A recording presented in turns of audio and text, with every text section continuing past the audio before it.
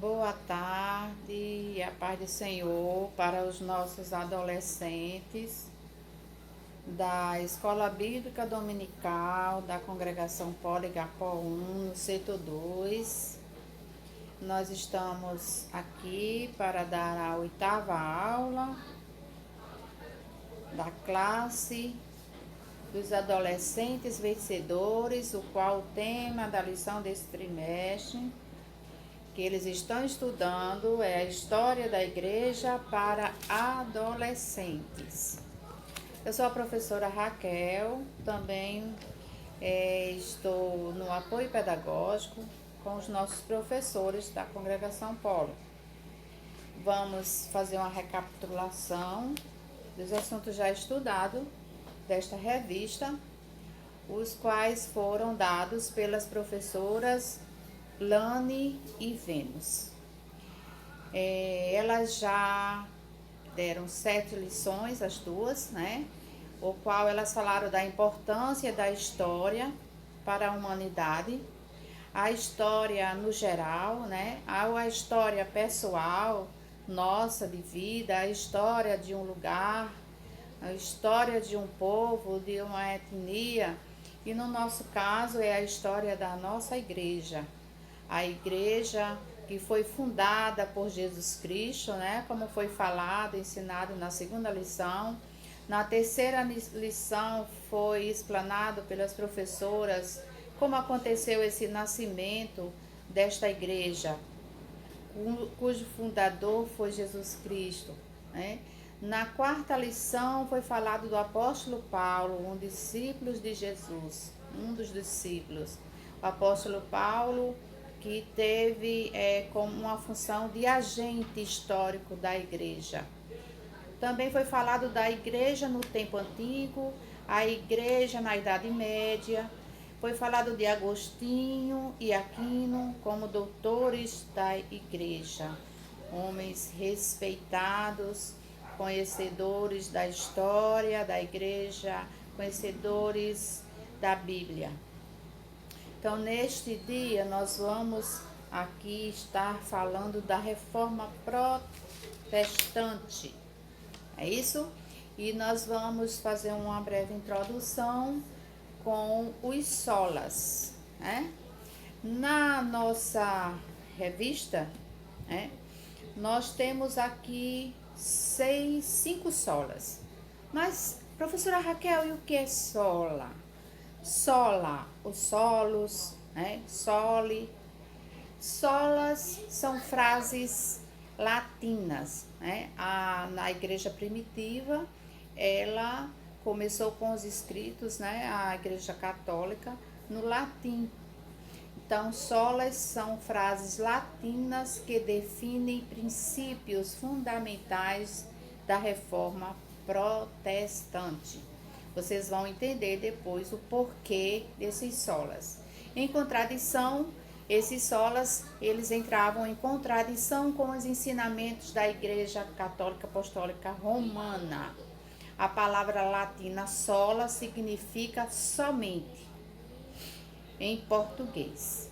Então fica assim, os 5 solas. Sola, na revista temos aqui sola escritura, né? Escritura. Então, o sola escritura significa somente as escrituras. Então, crer somente nas escrituras sagradas, certo? Solos Christus. Solos Christus, crer somente em Cristo. É a nossa regra de fé, né? Sola gratia, crer somente na graça, a graça do nosso Senhor Jesus Cristo. Sola fide, crer somente na fé em Deus. E soli deu glória, glória somente a Deus. Esses são os 5 solas, né? Da nossa igreja, a igreja fundada por Jesus Cristo. Também a nossa lição tem como texto bíblico base para este assunto, qual é um assunto histórico, mas temos um texto bíblico base que se encontra em Mateus capítulo 7, do verso 24 ao 27, tá certo? Que fala assim: todo aquele, pois, que escuta estas minhas palavras e as pratica, assemelhá-lo-ei ao homem prudente que edificou a sua casa sobre a rocha. Desceu a chuva, correram rios e assopraram ventos, combateram aquela casa, e ela não caiu, porque estava edificada sobre a rocha. E aquele que ouve estas minhas palavras e não as cumpre, compará-lo-ei ao homem insensato, que edificou a sua casa sobre a areia. E desceu a chuva, correram rios e assopraram ventos, e combateram aquela casa, e foi grande a sua queda. Este é o texto bíblico base.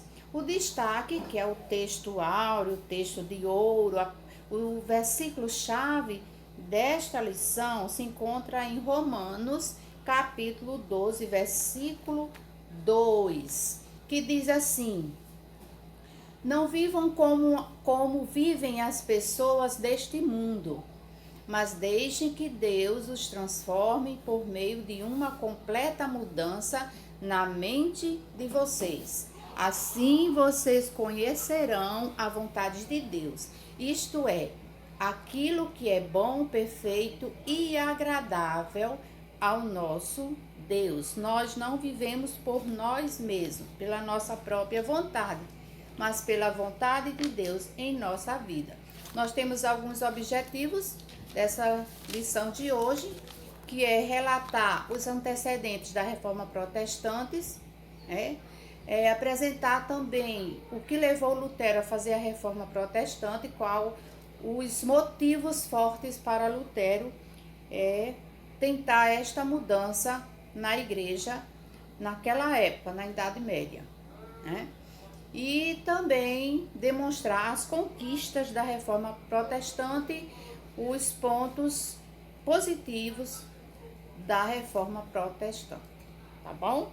Nós, dando continuidade, nós vamos entrar no primeiro tópico, que é, infelizmente, com o tempo a igreja perdeu a pureza dos ensinamentos de Jesus Cristo.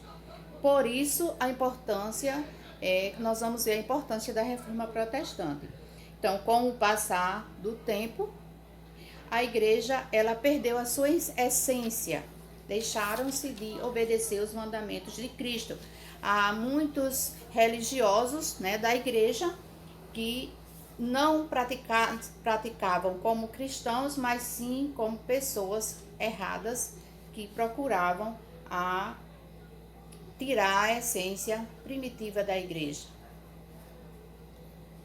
Dar continuidade aqui à nossa lição de hoje, de entrarmos mesmo no assunto de hoje, eu quero deixar um desafio para vocês, adolescentes. O desafio é o seguinte: vocês vão assistir esse vídeo, assistir essa aula e vão prestar bastante atenção, porque para vocês descobrirem um tesouro, nós vamos fazer uma brincadeira, o tesouro escondido. O desafio que eu lanço para vocês durante essa aula é que vocês observem. Tem um elemento aqui exposto durante essa aula e está exposto e está sendo falado sobre ele, esse elemento, que ele é um tesouro muito valioso, é um elemento antigo. Muitas pessoas tiveram acesso no passado e hoje nós temos acesso também a esse maravilhoso presente de Deus e esse tesouro que o Senhor deixou para nós, né? No entanto, em vários países, muitas pessoas ainda não têm acesso a este elemento, a este presente que o Senhor deixou para nós. Estou dando pistas, tá certo? Em muitos países ainda ele é um objeto proibido de ser usufruído, de ser reconhecido, de ser estudar, tá certo? De ser adquirido para o seu conhecimento, para a sua fé cristã. Então eu quero que vocês respondam no final da aula, lá no grupo dos adolescentes vencedores, que tesouro é esse que nós temos e temos que valorizar mais? Que tesouro é esse que o Senhor, que nós temos acesso, muitas pessoas não têm, e que ele é um tesouro antigo e que devemos dar mais valor a este tesouro, tá certo? Respondam lá. Então vamos lá dar continuidade à nossa aula aqui. Infelizmente, né, com o passar do tempo, a igreja perdeu a pureza, a essência genuína por conta da corrupção de muitos líderes da igreja. Ela não era mais a igreja católica, em que todos os cristãos, né, eram os sacerdotes do Rei Jesus. Aquela igreja onde a nação completamente dedicada a Deus, o povo que pertence a Ele, como diz, podemos observar lá em 1 Pedro,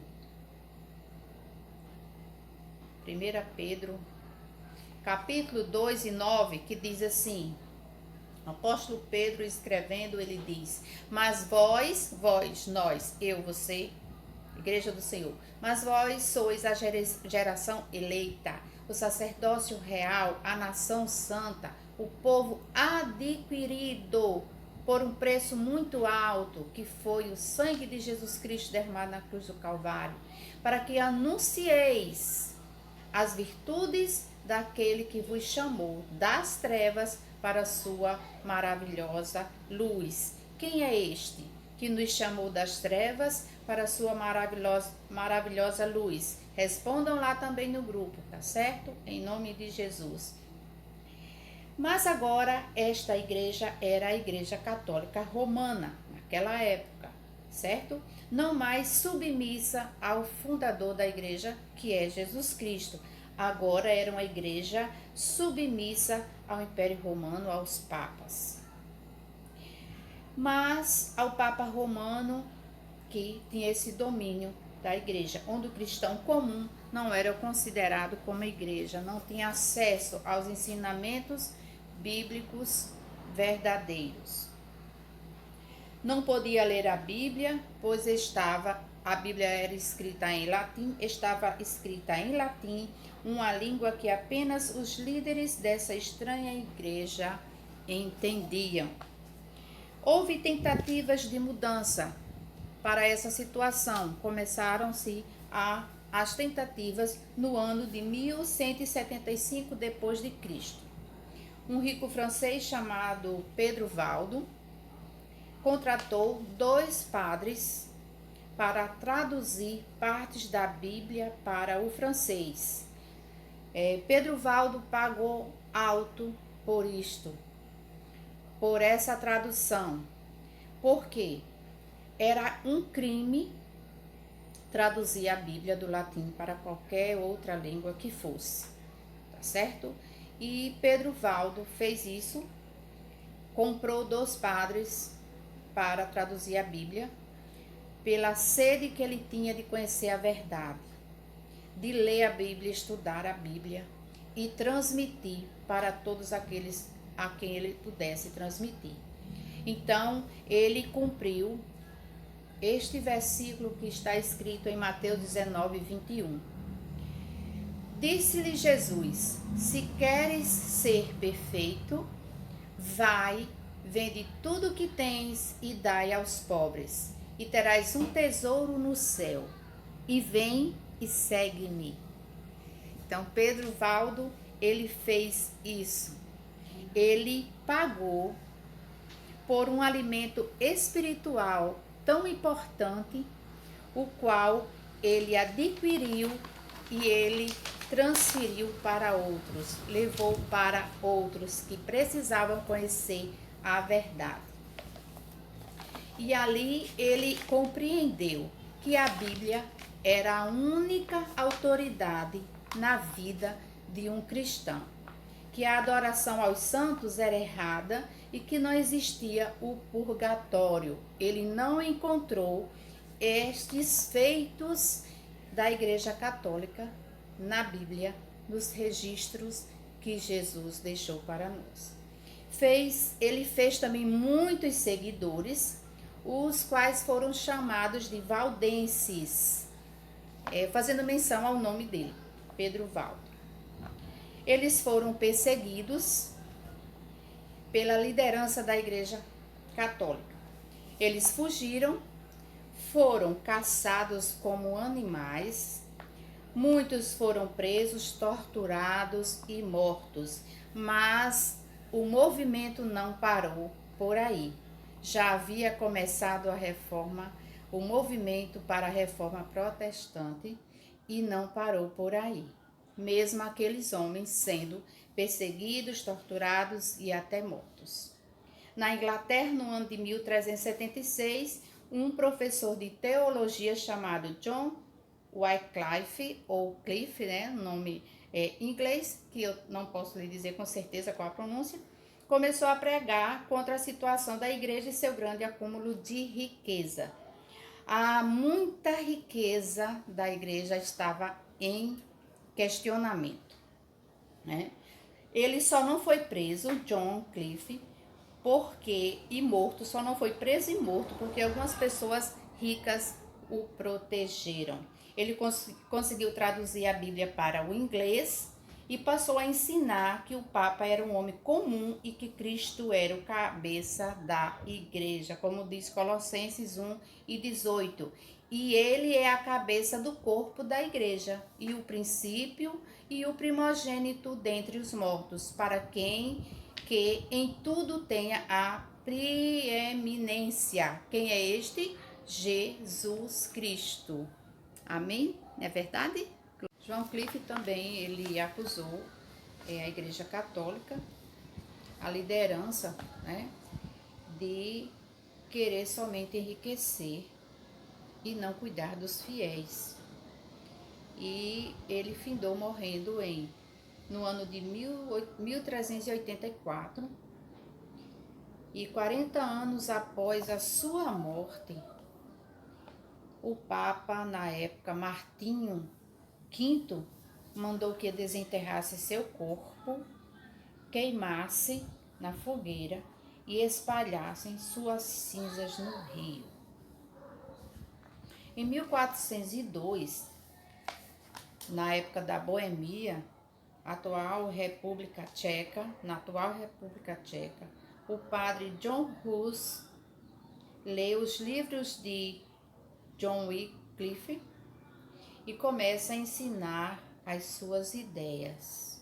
Olha só, vários anos depois, quase ou mais de 100 anos depois deste acontecido com John Cliff, um dos padres, chamado John Hus, pega os seus escritos, os seus livros, e começa a ensinar o que ele compreendeu lendo a Bíblia Sagrada. E foi aí que, pregando na língua que o povo pudesse entender, que John Hus, esse padre John Hus, foi perseguido também, preso e condenado a ser queimado vivo. Olha só a crueldade e a perseguição que aqueles homens que Deus levantava para dar continuidade à sua igreja, o que eles passaram, que eles sofreram por amor a Cristo. Reflitam bem e façam uma retrospectiva e vejam que nós não passamos luta nenhuma, tendo em vista o que a igreja primitiva passou para permanecer no Evangelho. Se nós deixarmos Jesus, por qualquer coisa minúscula que seja, qualquer palavra, olhar, crítica, nós estamos sendo tremendamente injustos com o nosso Deus, ingratos com o nosso Deus. Porque muitos homens e mulheres deram a sua vida por amor a Cristo, para permanecer fiel para um dia alcançar a vida eterna. Então, John Hus foi perseguido, preso e condenado a ser queimado vivo. A sua morte ocorreu no dia 6 de julho de 1415. Ele não fez nada de grave, nada de tão horrível para merecer uma morte assim. Apenas foi morto desta forma por acreditar e ensinar que a Bíblia é a palavra de Deus e a autoridade final na vida da igreja. Ele acreditava que o perdão de Deus não pode ser comprado com dinheiro algum. E realmente ele estava certo, porque é assim que nós também acreditamos, porque nós conhecemos estas escrituras sagradas. E lá em Atos, capítulo 2, versículo 38, diz assim, segundo o apóstolo Pedro: arrependei-vos e cada um de vós seja batizado em nome de Jesus Cristo para perdão dos seus pecados e recebereis o dom do Espírito Santo. Então, dinheiro nenhum comprou nossa salvação. A nossa salvação foi comprada pelo sangue de Jesus Cristo derramado na cruz do Calvário. John Hus também acreditava que a igreja deveria ser simples e santa e que os bispos deveriam cuidar de suas ovelhas diligentemente, com atenção, com cuidado, ensinando a verdade, a palavra.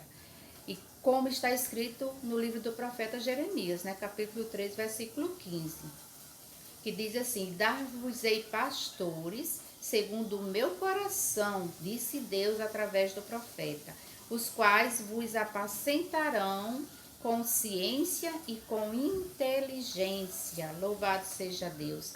Aí eu lhe pergunto, será que nós teríamos a coragem de Hus em preferir morrer por amor a Cristo e não negar aquela verdade a qual ele cria e não se render aos caprichos dos líderes corruptos daquela época? Reflitamos sobre isso.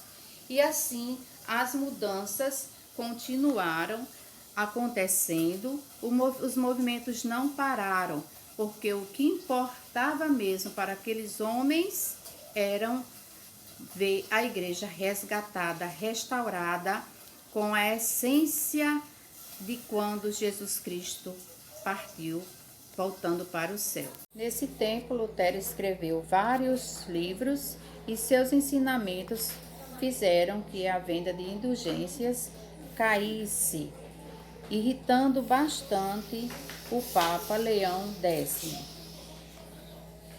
No ano de 1521, Lutero foi convidado a participar da dieta de Worms, que não era uma dieta alimentícia. Ele foi convidado para participar de um debate que acontecia na cidade de Worms. E nesse momento desse debate, não era um debate, e sim a igreja queria que Martim Lutero se desculpasse em público do que tinha dito e do que tinha escrito em suas teses. Mas Martim Lutero assim não o fez. Lutero só não foi para a fogueira porque muitas pessoas ricas, que eram suas amigas, o protegeram, o escondendo no castelo de Artburg, onde ali Lutero, o tempo que ele ficou lá, provavelmente 8 meses, escondido nesse castelo, ele traduziu o Novo Testamento para a língua alemã. A porta do evangelho continuava aberta. A igreja romana não conseguiu evitar que os ensinamentos de Lutero se espalhassem por toda a Europa. Homens e mulheres continuaram pregando o evangelho devido à reforma protestante. Eurico Zwinglio e João Calvino foram influenciados e passaram a ensinar as verdades bíblicas, fazendo assim que milhares de pessoas abandonassem o catolicismo. A Igreja Católica Romana reagiu e em 1545 a igreja foi dividida entre católicos e protestantes. Nesse período, o Papa era Paulo III, que convoca na cidade de Trento uma reunião que durou 18 anos e ficou conhecida como a Contra-Reforma. Era uma contrapartida da reforma protestante que estava dando certo, né? As verdades estavam vindo à tona e a igreja, as mentiras que estavam acontecendo, os erros, as corrupções estavam vindo à tona. O principal objetivo era combater o crescimento do movimento iniciado por Lutero. Algumas práticas da igreja que causavam escândalos foram mudadas. Foi exigido que os padres e outros líderes católicos tivessem uma vida cristã, uma vida exemplar. Algumas coisas não acabaram, até hoje existe, como o culto aos santos, as imagens de esculturas, a existência do purgatório, a missa para ser oferecida em favor dos mortos e outras coisas mais. A Igreja Católica enviou missionários conhecidos, chamados de jesuítas, para todas as partes do mundo.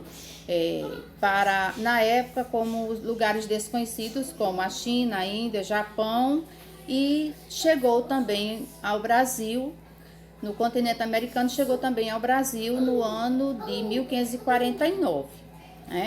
Concluindo a nossa lição de hoje, Lutero não tinha a intenção de dividir a igreja, mas queria apenas ajudar na sua reforma, como o catolicismo não queria mudar. Não houve alternativa. A igreja estava definitivamente dividida. Somos herdeiros desta reforma, pois temos livre acesso à Bíblia e somos participantes da vida da igreja. Muitos homens e mulheres morreram para que isso fosse possível. Glória a Deus que na Idade Média a igreja estava muito doente, quase morrendo. Porém, com a reforma protestante, estamos hoje aqui louvando, servindo a Deus, adorando a Deus e conhecendo a verdade, pregando a verdade. Conhecemos a verdade nos libertou e estamos pregando a verdade. Que Deus abençoe a cada um de vocês.